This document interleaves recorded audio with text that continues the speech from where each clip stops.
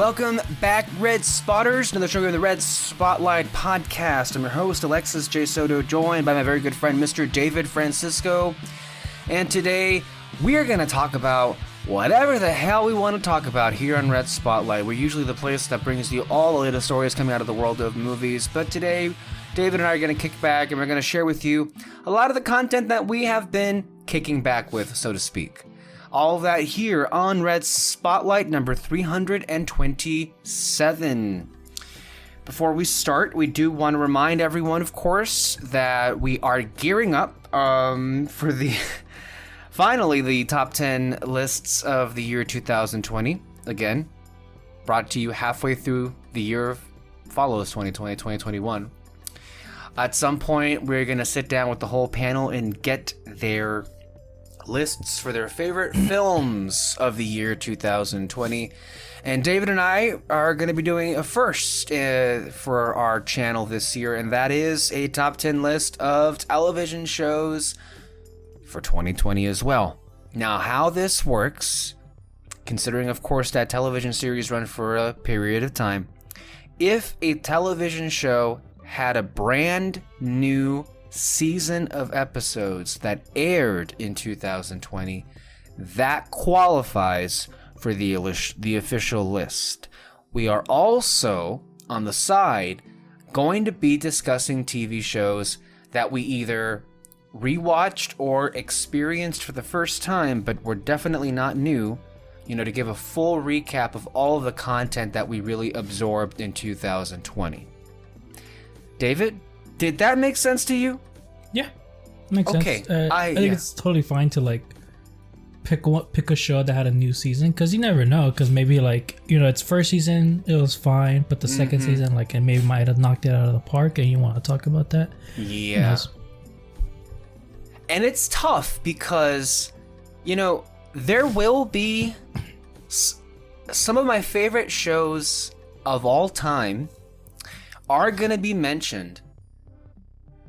And it's going to be tough because they didn't necessarily have the best of seasons in comparison to other shows who I may have a lot less passion for, but I can definitely, without a doubt, declare had superior seasons, So it's going to be, this one's going to be interesting in terms of how to weigh against the other ones. So I am going to, off the top of my mind, just quickly run through the shows that I will be, that are in consideration for the official top 10 list. The ones that I can recall at the moment that I did see, and that had all new seasons in 2020. And then when I'm finished with my list, you, David, can try. You probably have seen all of these and then some. So David will probably give you twice the number of TV shows that I have. But these are the ones from the year 2020 that I saw and that I want to, declare, in nomination for the list that I will inevitably make. And I still have yet to finish some of these. So far I have The Mandalorian, Doctor Who, The Haunting of Bly Manor, Modern Family, Harley Quinn, Star Wars: The Clone Wars, Rick and Morty, Curb Your Enthusiasm, Ted Lasso, The Crown, The Good Place, Schitt's Creek, and Marvel's Agents of S.H.I.E.L.D.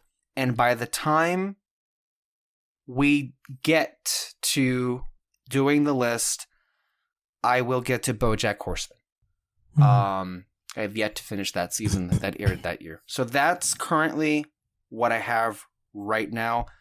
That should come as to no surprise for longtime listeners. Several of these shows have been mentioned recently in what we saw this week. Certain number of these shows have been discussed at length. I know I think for in the case of The Crown and S.H.I.E.L.D., we actually did several, episodes. We did Beyond the S.H.I.E.L.D. We also did the Crown series with Alexis Moreno. Doctor Who, we used to do Who Knows. David and I recently had a discussion about that. And The Mandalorian. A lot of these shows we have discussed at length, and some we have not. And I cannot wait. And if I'm going to be honest with you, I am much more excited to talk about this list than the other list. And I want to be clear. I do have a good list of movies for 2020. A good list where I can say I love some of those films. It's not the best of, lists, because there are some years when we do the movie lists where there are so many movies that we cannot decide just to pick 10 of them. This year, that isn't the case. I think it's a very clear, okay, there's very little to pick from usually. But man, a lot of these shows I listed out, like, how do you even decide? How do you even rank? It's a tough thing. And I can only say, like, even in some of the seasons that I personally did not care for, and I think you'll know which ones those are, there were some pretty good episodes, I'm not going to lie, of television. There's a lot to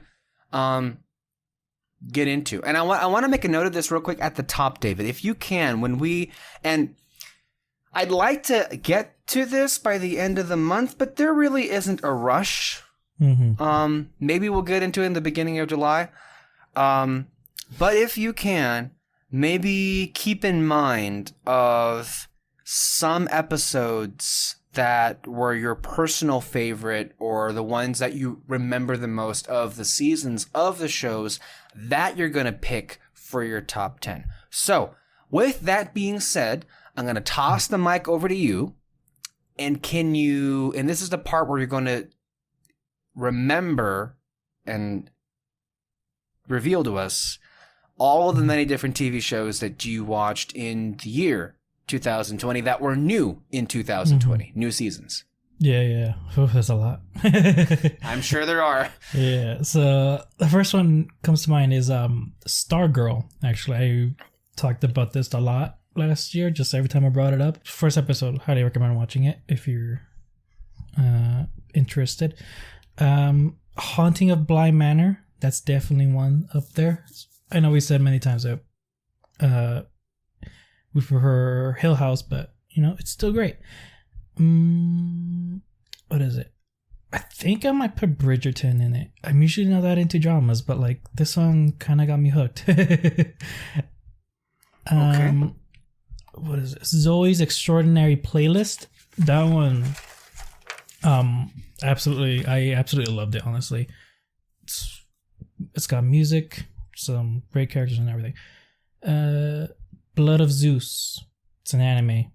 It got a lot of action, and I just love mythology. High Score. Did you ever hear about that one? No. That one's basically like a history of video games, like just how it's developed over the years from like D&D to we get role-playing games, Doom and all that, and just some great history and some cool just the way they talk about designing video games in general. It's awesome. I know there's another one. I don't know if I would actually put this on my list, but Nun Warrior. Nun Warrior. Okay. Yeah. Right now, just to remember all the shows. That doesn't mean you're gonna put them in your list, because I heard there were some shows that I spoke of that are sure as hell not going anywhere near top 10. No, sure not. Oh, Upload. Yeah, that one was pretty cool. Dude, I've never heard of many of these. Yeah, really? Wow, no. I know... I don't know if Peter saw it, but I know he mentioned it, that show Upload. It was right around we were going to talk about The Good Place, and like basically Upload is about people who died and their subconscious gets uploaded into like the internet, I guess. That rings a bell. Okay. Yeah. What else? I mean, from new shows, like brand new, not recurring seasons, I think that might be it. Recurring ones, I think you mentioned some Agents of S.H.I.E.L.D. You watch Doctor Who? Yeah, Doctor Who. Yeah. The Mandalorian? I did not like Mandalorian, though. I know sure that's like... But you watched it, right? Yeah, I saw it. But you watched it, yeah. Harley Quinn. Oh, yeah. We just talked about that. By the way, check out our episode last week, Harley Quinn. That was a great review. I loved that, talking about that show. I assume you also watched the new season of Rick and Morty, right? Rick and Morty, yes. Yeah. Okay. What about... Oh, yeah, the Clone Wars. Clone Wars. Oh, yeah, the final season. Mm-hmm. Great. The Crown, season 4. You watched that?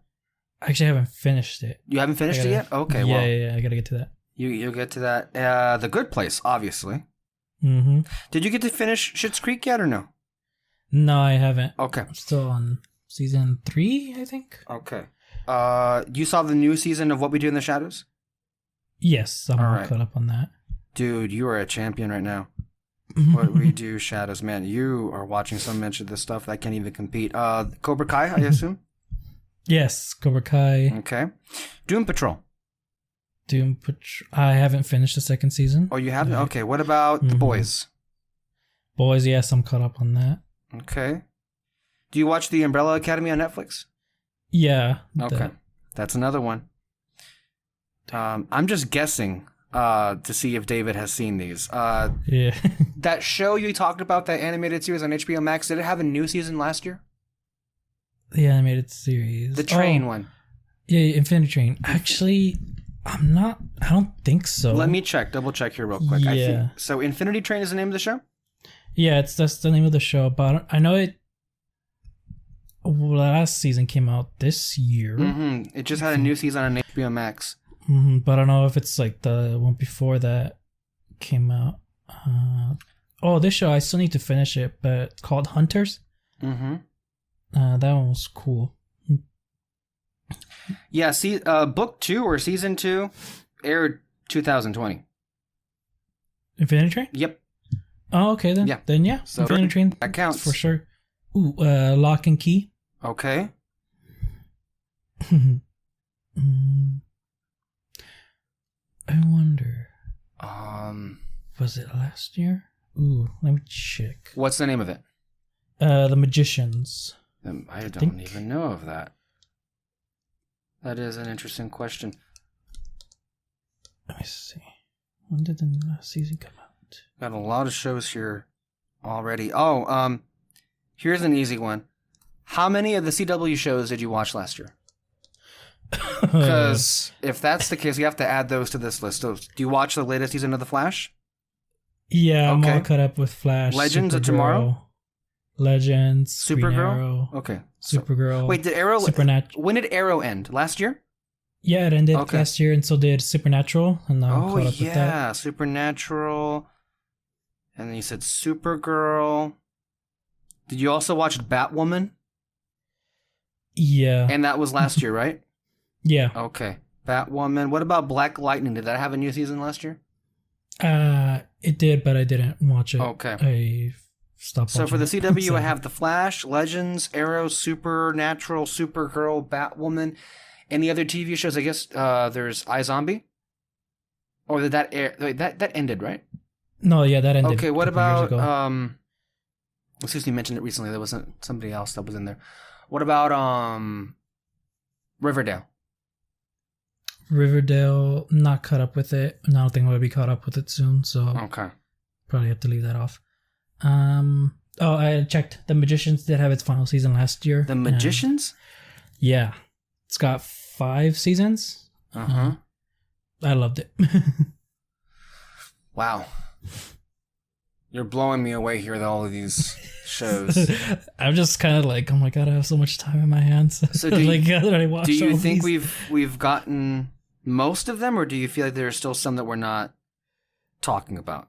And that's just the ones that had new seasons. That does not include the ones that we also revisited last year. Yeah. Yeah, I think that might be it.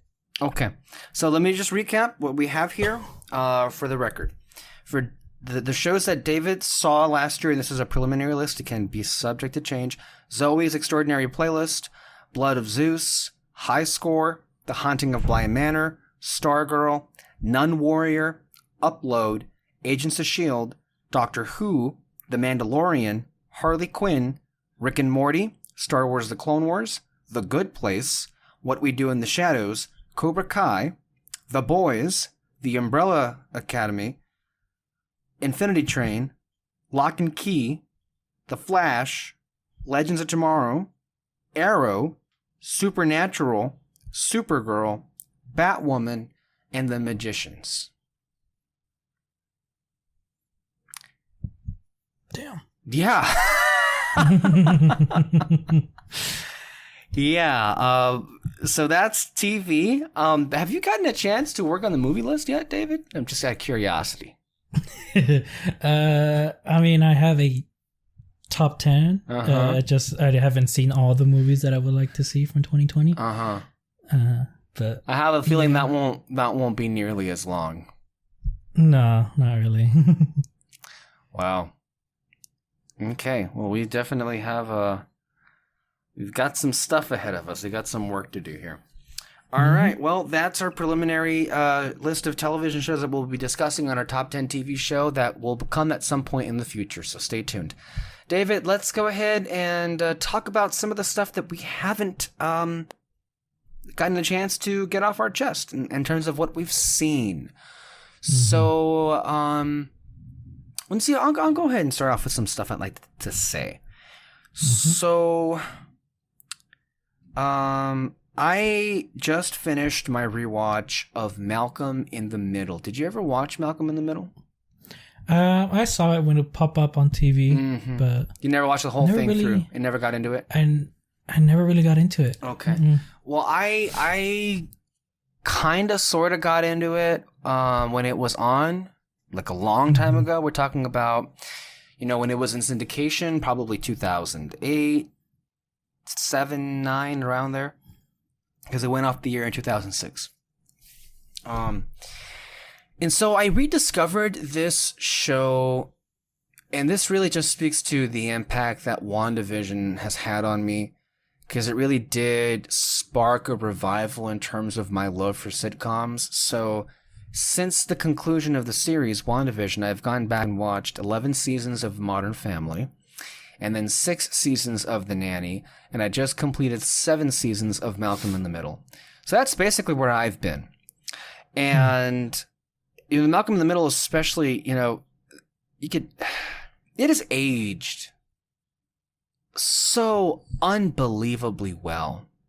The show was far better than I ever remember it being. It is, high value in terms of just pure comedy, but it is revolutionary. It is a sitcom, but it was the sitcom to change everything up. Without Malcolm in the Middle, we wouldn't have the mockumentary style shows that we have today with Parks and Rec and The Office and Modern Family and the newer ones. Malcolm changed the game. It was the first sitcom to drop the laugh track in many ways, the first high-profile one. And the main character broke the fourth wall, spoke directly to the camera, and was also shot with... it wasn't just on a sitcom set. It was shot like a movie. It changed the game.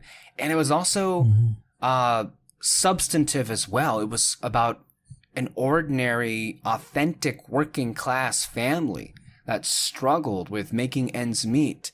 And that had, some pretty interesting values. Because, the thing with the sitcoms, and most of the sitcoms, as WandaVision, I feel very beautifully stated, are, kind of an escapist. I mean, they do reflect kind of our real life, but they're kind of like a dreamlike version of real life. But with Malcolm, it did bring things back down to earth here.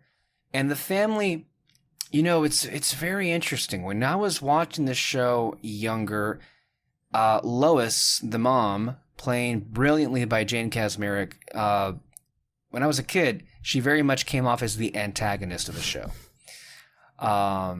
Now, as an adult, and seeing this again, there is just a whole new perspective and a new level of appreciation that you get for that character, that performance, and it recontextualizes how you see the family and how you see this show. And it really does bring into focus why WandaVision decided to basically dedicate a whole episode to paying homage to that show. It is brilliant. It is also consistent, and one that doesn't wear out its welcome. And I will say, one of the things that I've kind of,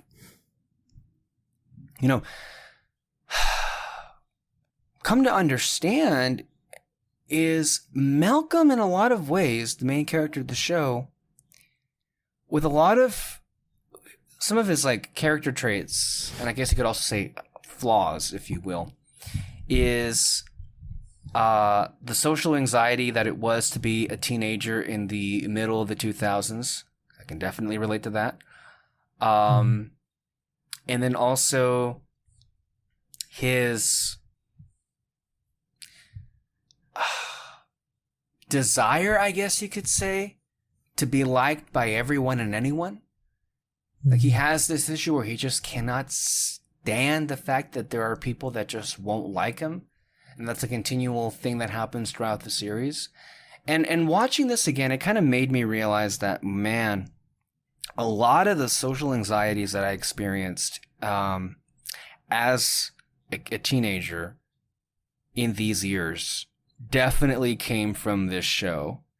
It kind of felt like, oh, okay, so this is where I got this particular fear from, or, oh, this is why I avoided doing this for so long, because oftentimes the kids would be involved in some very humiliating situations, and I kind of use that as kind of like a textbook to get away from, or to not do basically that. But but there's also a little bit of an insecurity with me, and I've always had this, in that I never really understood why it was that there were people in those particular years that just had no desire to have contact with me, or have no desire to just not care for me at all.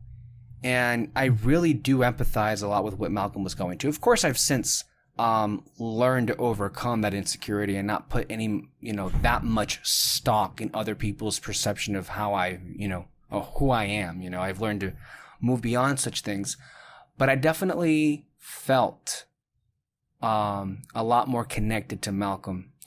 And it is a shame, I also want to say, I saw Jane Katzmarek. I think she quite possibly turns in one of the single best performances of all time when it comes to sitcoms. And she was nominated for all of Malcolm in the Middle's 7 seasons for Best Comedy Actress at the Emmys, and never won once. And that is a crime against humanity. She is the most nominated actress to have never won at the Emmys. And she lost to the likes of Patricia Heaton from Everybody Loves Raymond, Jennifer Aniston from Friends, Sarah Jessica Parker from Sex and the City, Julia Louis-Dreyfus from The New Adventures of Old Christine. That was some of the stuff that she lost to, the people that she lost to. So I recommend going back into this show, especially if you're looking for some kind of nostalgia. If you're someone like me who is craving something very 2000s era, this is what you need to go and watch. So that's where I am. And the other thing I'm also diving into is Dragon Ball. That's also something that I hadn't seen in such a very long time. One of the shows that I need to get into is Super, Dragon Ball Super, but I've never watched it all the way through. And I figured if I'm going to watch that, well, it's about time to rewatch the original, series. Now, Dragon Ball, Dragon Ball Z, Dragon Ball Super, they're think of it as like one long continuous series. The titles of the show are kind of irrelevant at some point. Like, it all is based on the same characters, and they follow the same plot lines, And it is a lot of things. It is an action series. It is one that quite definitely pushed the envelope when it came to what they would get past the censors. There's a lot of blood. There's a lot of really horrendous murders that occur that you don't see coming. But ultimately, why I appreciate and really do love the series and what I've come, and I've finished at my current rewatch. I have finished the original incarnation of the Dragon Ball series, and I am currently in the Frieza arc of the Dragon Ball Z show on my rewatch. And what I've really come to understand about what makes the series work so well for me is definitely in the values that it has. And it kind of made me realize, like, wow, this was really a definitive series for me and what I've based my particular moral and value system off as. Especially when it came to the lead character Goku and how he is one that doesn't always, and doesn't unilaterally speaking, but is willing and ready to forgive. And part of it, I think, what makes the ensemble of this series so stellar is, and surprising, is how many of its main threats are reformed in ways you wouldn't have imagined. Reformed and / redeemed to where we have former foes now become members of the family. And the characters of this series, like S.H.I.E.L.D., for example, or like the Guardians of the Galaxy, or maybe it is a family, maybe not less so a family unit, but more so a family that you see grow and expand as the seasons go by.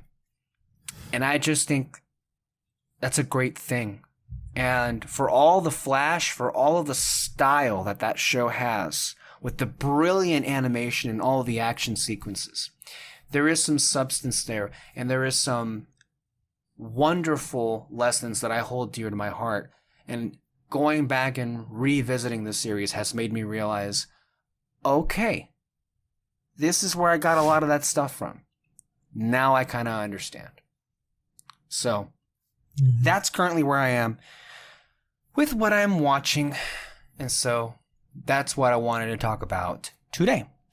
David, what do you have to share with us?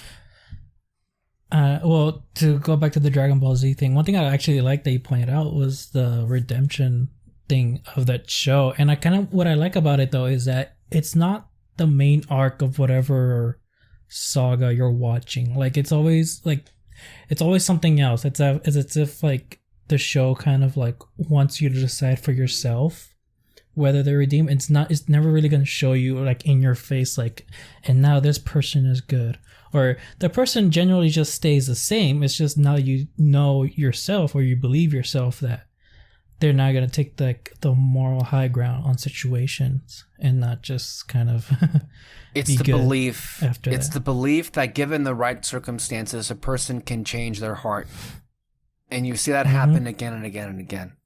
And I'm not going to lie to you. Some of these sequences are really damn right emotional. When you realize, wow, this person's come a long way.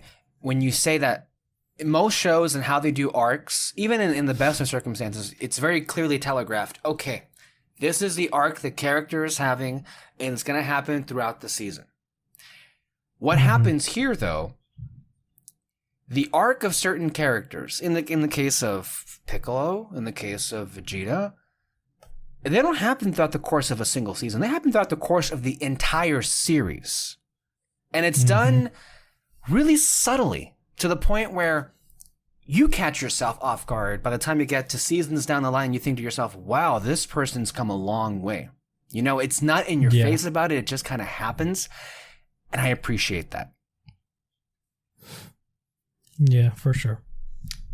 As for me, one thing that I'm watching came out just a few weeks ago. Kung Fu. It's a CW show. It's about a woman. She was sent to China, or was it? Yeah, to China. She thought it was just gonna be like a little vacation that her mom decided to like let her go on, but turns out it was for her to like meet someone Chinese. Like she's trying to set her up, and she's just like, "What the fuck, mom?" So she ran away from that and went to a monastery where she learned kung fu, and she stayed there for like 3 years. And it's really interesting that so the show starts, she's finally coming back because her other monastery was attacked, and so she really had no other place to go. So she comes back, and just this weird family dynamic now because she's been gone for 3 years. And I'm really liking how they're sort of each trying to build back up after she was gone, and her realizing like, dang, I made some weird changes from doing this. And the plot itself, it's pretty interesting. It's just about this woman, the woman that attacked the monastery. She steals a sword from there, and turns out it's like a magical sword passed down from generation to generation. And there's other weapons like a dagger, and I don't know what else. I think that might be a spear. I'm not sure. But yeah, that's it. But I mean, the fighting itself, it's fine. But you know, from how the show's going so far, it's getting a bit better. And usually with the CW, with their fighting, they either get better or they get worse. And so far, what I'm seeing, it's getting a bit better. Because I mean, if you watch the first episode of Arrow and the last episode, huge difference. Oh my gosh. Yeah, I remember watching the last episode and I was like, oh man, I hope they made like the last fighting sequence like really good for Stephen Amell. And what they did was they did one shot of him, of a long fighting sequence, and I was like, fuck yeah, like that's how you do it. Like that's how you do it, especially for him, because he trained his body for like, how long was it, 8 years? So like it was great. And especially, and when you look at the first episode, it's fine. Again, it just looks very coordinated. You can tell, and that's really it. But but after 8 years though, he killed it. So hopefully if this gets multiple seasons, which usually does with the CW, they'll get better with the fighting. But yeah, it's only been like less than 10 episodes. I feel like 6-7 episodes so far, but I'm pretty liking it.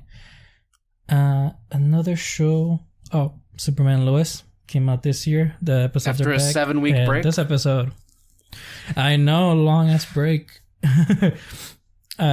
But yeah, this newest one, absolutely fantastic. The actress that plays Lois, she had a scene that she like killed it. I was watching it with my dad. He hadn't seen a single episode, but even he was like, "Holy shit!" Like that scene was intense. So like, you're the resident CW expert here. You watch basically most of the stuff that's on there, and I've heard you discuss this before. You're very enthusiastic. Now you're very passionate about this show, and you're not alone. A lot of people are. Do you think, now you know that Peter and I especially don't really watch / care for most of the stuff that happens on the CW. What do you think about this show? Do you think this is something I would like? I really think so, especially because of Superman himself. You know, we complain about criticize, not complain. Criticize Snyder's Superman, and like if you want like the really honestly like the definitive Superman, the one that you were really hoping for in the movies, or just something different from Snyder, I definitely would recommend watching Superman and Lois. Again, that line in the first episode where he saves a kid, and then when he sees the kid goes, "Oh, thanks, like thank you, like I like your costume," and Superman goes, "Thanks, my mom made it." Like, you know, you could tell that he's just a happy camper, clearly a mama's boy. And so there's just always these moments where it just gives you a giant smile, because it's not just because like it's Superman, but it's just generally funny. But then also you have I think maybe your one criticism of the show will probably be the sons, their teenage sons. I mean, it's just teenager stuff that you probably will probably get annoyed at, you know, but you know, they're teenagers, they do shit, it's dumb shit. How has the season progressed? Would you say the quality of the episode is pretty consistent? Yeah, I think it's pretty consistent with the CW shows in terms of like CGI. Sometimes, but with this show in particular, that's always. Okay. Yeah. But yeah, it's still, I think I do find it still great. The plot, they're still almost like unraveling things in terms of the plot, but it looks like it's heading somewhere good. I'm really liking it. There's a reveal of a character. I mean, it's you probably all know him in terms of comics, but it's pretty interesting once you find out. I mean, not just from comic perspective, but like just his reveal in the show of like what's happening with this person. It's great, honestly. So I really do recommend it. Okay. What else are you watching? I know I had it right here. Where are you? Oh my god. What was it? God damn it. Well, I'll just talk about one that I rewatched. This is like the third time watching it. Violet Evergarden. Or Violet? Violet Evergarden. Okay. Violet. Yeah, the color violet and then Evergarden. It's for sure one of my favorite animes, like possibly ever. The animation is absolutely beautiful. There's some amazing details that they put into it.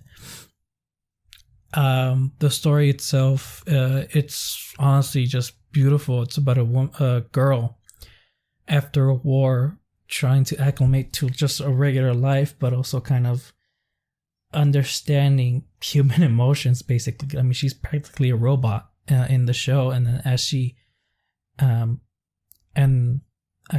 so in this world, something that's pretty important are women who write letters for people, but they're just like, you know, they either send out certain messages or people come into to the post office and, you know, they're like, oh, can you write me a letter? It's mostly because they don't know how to write, they don't know the language or something, or they just don't really know how to put their words into a letter. So like if you want to like write a love letter to someone, you know, their mind will be scattering, but like the person that they're called dolls, they'll just type it up and like they'll make something good for you.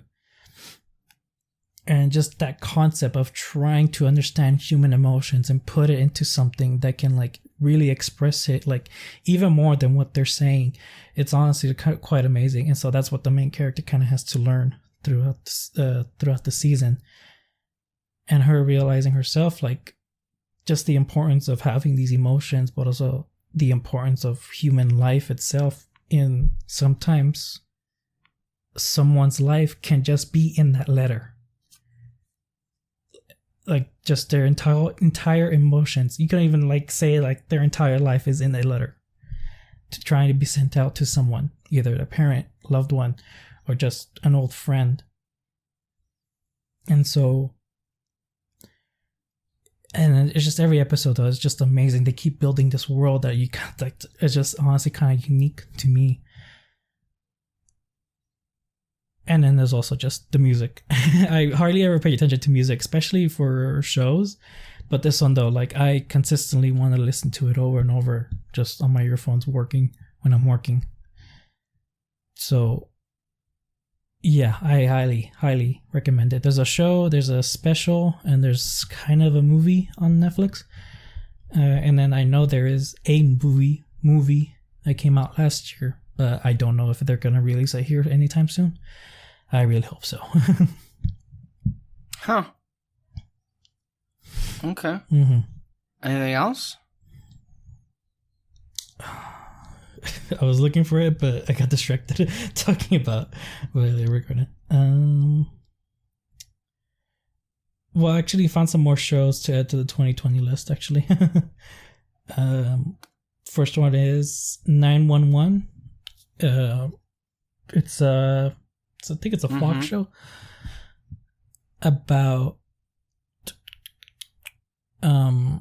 basically like you're following multiple people. One's a 911 operator, one's a police woman, and another group of people are firefighters. And so you just get like crazy situations that they go on. You know, someone's stuck somewhere, or someone actually stabbed themselves or something, or it's just two people getting in a stupid argument and they just happen to get hurt. So the firefighters have to come and all that, or an ambulance has to come. But yeah, it's really funny, those situations they get into, and I'm just enjoying the characters. Really, they're all going into something very different from the others, and they're just the ones that you're following. They come together and they always try to help each other out however way they can. It's a nice show. The other one is Prodigal Son. That one's second season came out this year, and it's just ended. Yeah, I saw about that. Yeah, it just ended its run. Oh, it's like for sure. I'm sorry. I hate to be this person. No, it got canceled. It's not coming back. I'm sorry, man. Okay, no, I mean, that's fine. I'd rather know than just keep guessing. Like, I know it's a bummer to hear that. No, yeah, it got canceled. I'm so sorry, man. That's fine. But I mean, I think it was a bit of a cliffhanger, but like I don't see if the ending happened, what happened. I don't see how it can keep going for like many more seasons, but it was still interesting. This guy when he was a kid, his dad got arrested because apparently he's a serial killer. He was known as the Surgeon, and so ever since he got arrested, there's just been this weird relationship between the both of them, because like it's his dad, he wants to kind of like see the good in him, but at the same time he knows he killed a bunch of people, so it's like there's weird confusion in his mind. And later on in our present time, in the future, or his future, he became a profiler working for the NYPD and the FBI and all that, because his dad's serial killer, so he kind of got curious about the serial killer mind. So, and in each investigation that we're following, his dad is always involved. Not like he's the one that killed him, but like his dad calls him up and he's like, "Oh, you just need my advice. I know how a serial killer mind works." And he's honestly, that guy, he's honestly hilarious. he's like, he steals the show sometimes, but it's kind of cool. I like detective shows, and it's cool just kind of how the mind works and all that, like him profiling the killers as to like why they do what they do in a certain way and everything. It's all interesting.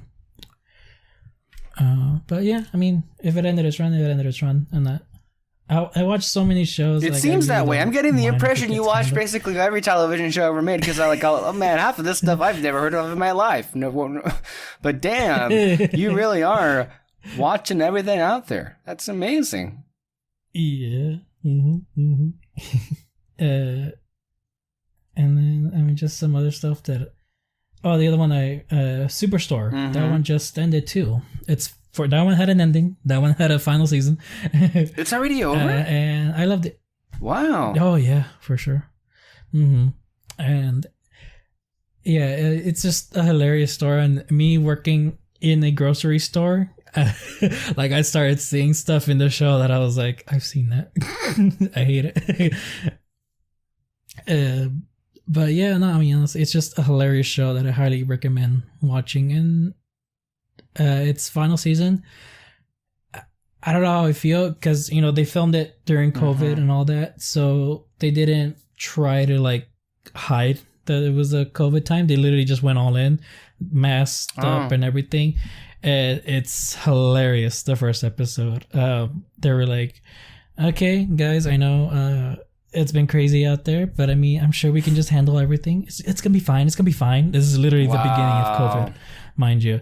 So, and then it went chaos in the store. People are fighting each other for the toilet paper and everything. And then like the main characters are just looking around like, what the fuck did we do? and it goes, I'm sure this will end soon enough. Are there moments in that show that remind you of work? Oh yeah, for sure. Just like, some weird people, some people like, just people that are weird, some people that kind of like, get into sort of arguments. I'm at the store when it closes, but like that small amount when I'm there, when it opens, you see some shit. So yeah, there's some relatable moments, just the things people do. The one thing, it's not on the show a lot, but this is the one thing that gets me annoyed in my store. But when I'm working in the freezer sections, people leave shit that just don't belong. I saw a bottle of ranch. I saw some bread. I saw I see gallons of milk. Like, people, you're wasting shit if you do that. Just like, I don't even care if you leave it on the floor. Just like, just don't put it in the fucking freezer. You're making a mess. Wow. Mm-hmm. What do you say to that, man? I hate customers. That's what I say. Wow. I think that should be it for now for my 2020 shows. Yeah, I think that's it for shows. Yeah, and some of those I think you mentioned were 2021. Yeah, Superman and Lois, Prodigal Son. Prodigal Son actually came out last week. Oh, that's true. Okay. Second.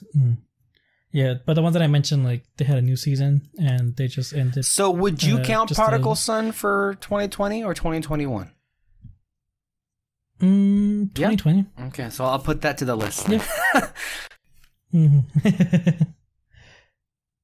Because you also could choose to put it in your list for next year, if you even remember.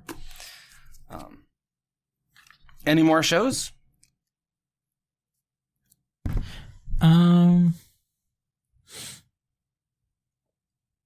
No, that's it. I actually wanted to mention some video essays that I've been watching on YouTube. Several of them involving Doctor Who. Several of them I think you also saw. But before that, there was one great, just beautiful video essay done by Artor, the creator, and let me spell it out, Artorr. And to me, he did something truly special last year, and I have yet to share this with you. But last year, he did a 3-part video essay series on Star Wars, The Clone Wars. And I think I must have mentioned it at the time when I discovered them. But he split them up into 3 parts, and it's like almost 3 hours long, the 3 parts.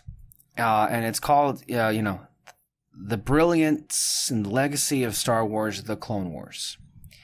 It is without question the single best piece of analysis that I've seen about why this show was great. And so to top that, or to follow that up, he did an 1.5 hour long video essay on the legacy of Star Wars Rebels, another show that I really, really love.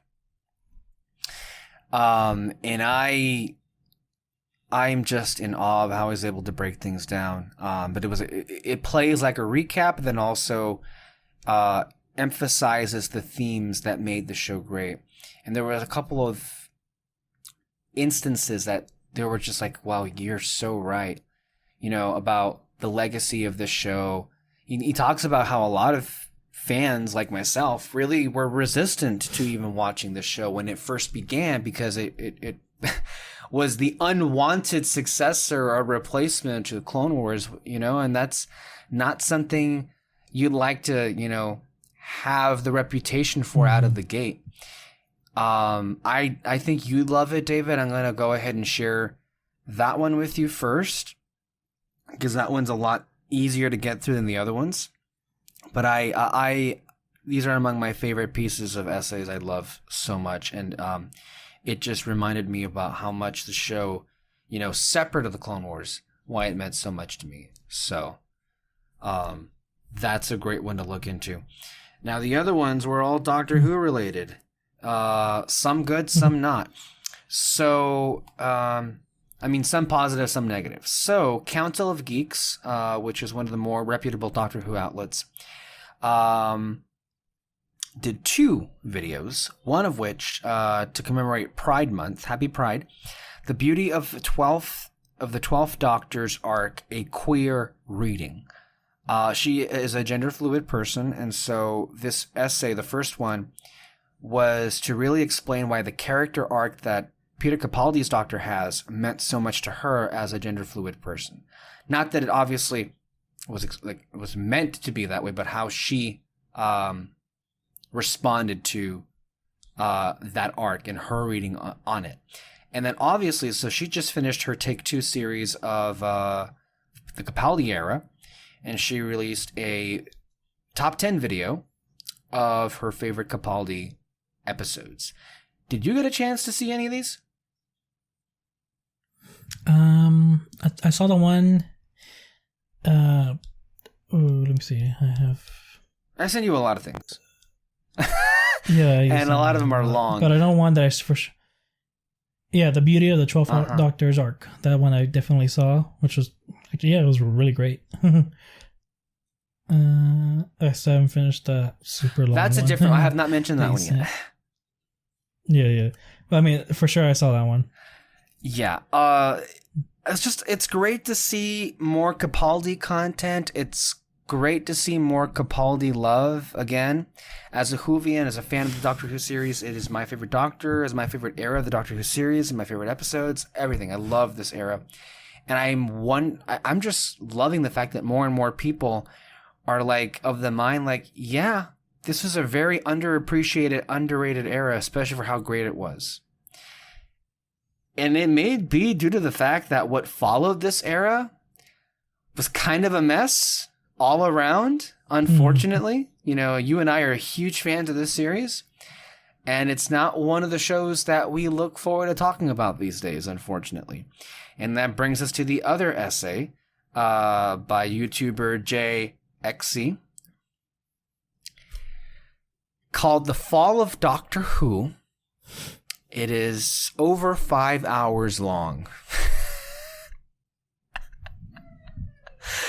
It is over 5 hours long, and it may not be everybody's cup of tea. And I'm not necessarily saying that everything that this person is saying is correct or that I agree with. But I feel a lot of the content in here is a brilliant deconstruction, and shall I even say dissection, for why the Jodie Whittaker era has been, for lack of a better word, abysmal. It not only reminds you of that, but it kind of makes you think like, oh,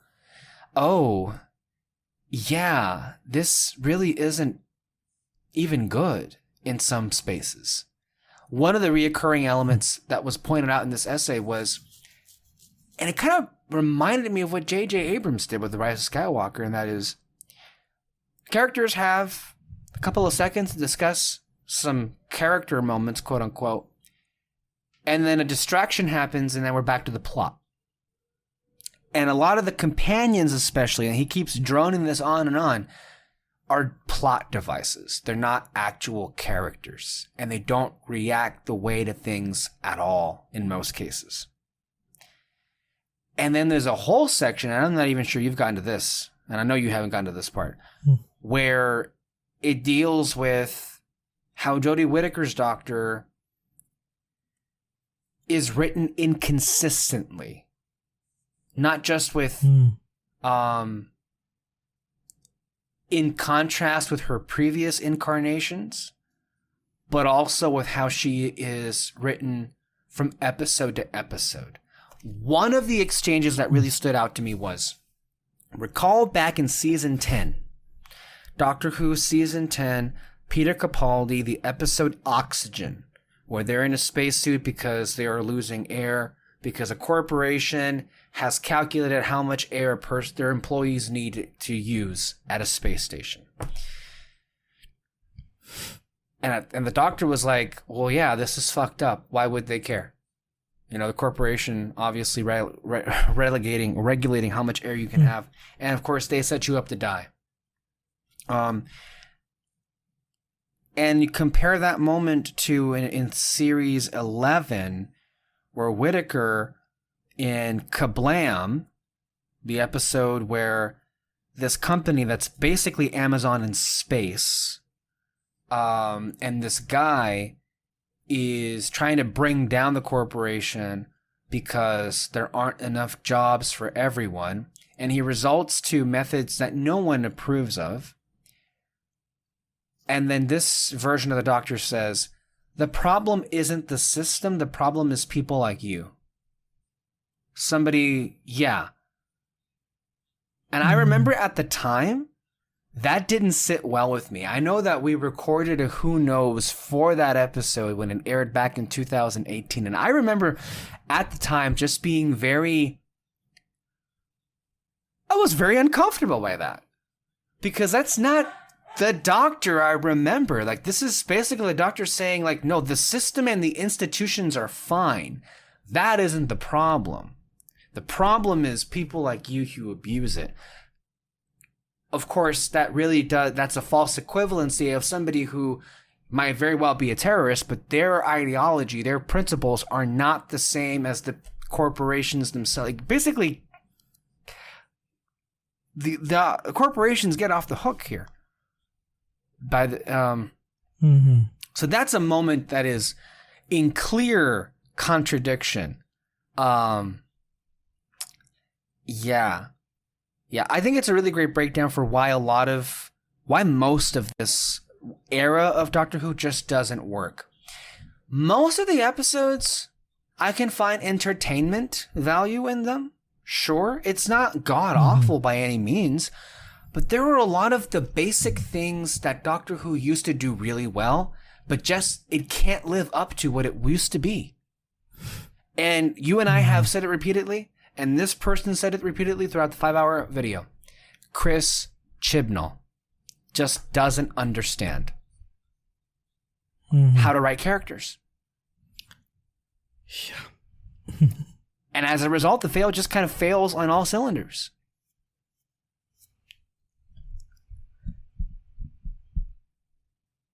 Oh my god. And I just need him to go away. Yeah, for sure. Actually, one thing I just learned. Did you ever see the show Torchwood? I never did. It's a spinoff. I know the spinoff. Let me just give some background information. So Torchwood was a spinoff of Doctor Who during the Russell T Davies era. And it featured John Barrowman, right? As Captain Jack Harkness in the lead role. Mm-hmm. Yeah. And I saw the first episode. It was fine. But the ending of it just completely took me out of it. Like, I didn't bother watching the second episode. But I saw a video where that guy you were talking about, that YouTuber, he did a reaction with someone on the second episode. It is horrible. You know, and it wasn't just like little clips of the episode. Like, no, it got a really good amount that I understood the plot and everything. There are some character interactions, and it is horrible, honestly. Like, I'll say, okay, so the ending of the first episode, you just see this guy, he's hitting on a woman, and they go back to, I guess, her place or his place, and they have sex. But the guy dies as he was about to finish. And like, that was the ending of it. And that's the thing that took me out of it. I'm like, okay, this is not like Doctor Who. I don't like it. So I just left it. And was Chibnall involved in that series? That's what I was getting to. Apparently, yeah. Chibnall was involved in it. And the guy, that YouTuber that you're talking about, he was like, it really sucks that I think it might have been the 2 or 3 seasons. He said it sucked, but either third or fourth season were great. It was great. And that was only because Chibnall wasn't involved in one of those seasons. You know what? I'm beginning to think this Chris Chibnall belongs in the same room as people like Scott Buck, that are just, or even what's his name, the writer of BVS, Justice League, and Rise of Skywalker, Chris Terrio. Everything they touch turns to crap. Do not work with them anymore. Why do they keep getting work? How did he get a job in Doctor Who? If like, he runs the ship. He needs to leave. Mm-hmm. He just I'm sorry. Even I already know what the next season is going to be like. It's like it's bad enough that he basically. I'm at this point pretty comfortable in saying he just ruined the show, but he completely destroyed the first female Doctor's era of the show. Mm-hmm. That isn't to say it can't be salvaged. It can be if they just get rid of him. But I'm done with him at this point. Yeah. I have no confidence. Mm-hmm. Like, that timeless child thing, it's emblematic of, like, you have a huge retcon plot twist, and it means nothing to the characters. Mm-hmm. So, like, I'll watch... Of course I'll watch the new episodes, but I'm just... Oh, boy. But there was one episode. I don't know. Whenever you get to the end, you let me know, and we can discuss it more in depth. Whenever that happens. But there are some interesting comments made toward the end where there was one episode of season 12 in particular that was actually pretty good, all things considered. The Haunting of Villa Diodata. It's the episode where they introduce Ashad, the talking Cyberman in the past. Oh, okay. Yeah, that one was pretty interesting. So that's where we are. And then one more video essay to mention. Take 2. Look up The Father, How Florian Zeller Manipulates Us. Great essay on a great film. Just wanted to mention that out there. If you want to hear more about my thoughts and Peter's on The Father, check out our episode on Red Spotlight. That was the one before this one. So I'm done talking. David, do you have anything else to say before we go today? Just a few things that I've been looking into. One, I've been reading this book, The Bookshop on the Corner. And I'm really liking it. I went to Barnes & Noble like a couple weeks ago, and I was just like, okay, I'm going to try to get a book that isn't popular or that I didn't hear about it. Like, I'm just going to try to get around the book. This was the first one I saw, and I am really liking it. It's about this woman who she works at a bookstore, but that store closed down. She got fired. And so she was just like, what the fuck do I do with my life? I literally just know books. Like, she collects tons and tons of books. And so a friend of hers said, why don't you make like a store for your own? Make it like a moving truck. Like get a van, put your books there and start selling it on the road or something. And she was just like, yeah, I'm gonna do that. And yeah, I've been liking her journey. She's in the beginning, she's like very shy and everything, doesn't talk much to people, but like as she's finally like getting doing this, the more she does it, the more confident she gets, the more she's like not really giving much of a shit around other people and all that, and she starts getting happy as she's working on the store and everything. So yeah, I'm more than halfway done with it, and I'm really liking her journey through all of this. And actually, since this book is about her loving books, there's one book that they mentioned here that I started listening to the audiobook called The Knife of Never Letting Go. This is actually that's the first book of a trilogy called the Chaos Walking series. Do you know the movie? Yeah. The movie that came out didn't come out, nobody liked. Yeah. Yeah.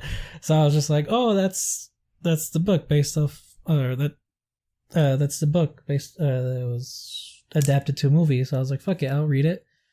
And I read it. I liked the first one. It was pretty interesting. It's about this kid. He lives in a world where you can for some reason you can hear the men's thoughts. It's just noise everywhere, and it gets super annoying. And it was believed that all the women died out because the disease that gave him their thoughts to speak out killed the women. That's what he believed. But then he meets a girl around his age, and he's just like, what the fuck? And all this chaos starts happening, where the man and his little village, I guess, started attacking other, or I guess other villages that the main character didn't even know existed. But it's just this thing about, it's just a bunch of truth and lies all going all around, manipulation, everything. And I'm in the second book now, and there's just this big manipulation towards this main character that you feel so bad about. and you're just wondering, like, okay, what is the truth? Like, what happened that made society this bad to go into a war and to try to, like, basically tear down everything? And so I'm really liking the second one. The second one so far is way better than the first. It's great. Also, I started listening to the audiobook actually because the guy narrating it is the same guy that narrated The Name of the Wind and A Wise Man's Fear, which I mentioned before. I love those two books and everything. So I was like, oh, fuck yeah, I'm listening to that. I thought he was great in those. But yeah, those were some books. All right. I think that's it. Well, that's it. We're going to go ahead and wrap it up today. Thank you, David, for being here. Thank you all for listening. As a reminder, you can listen to our podcasts anywhere you listen to podcasts: Apple, Spotify, YouTube, CastBox, iHeartRadio, Stitcher, anywhere and everywhere. Every single Sunday, sometimes on Thursdays. Stay under the spotlight, and we'll see you next time. Bye-bye. Bye.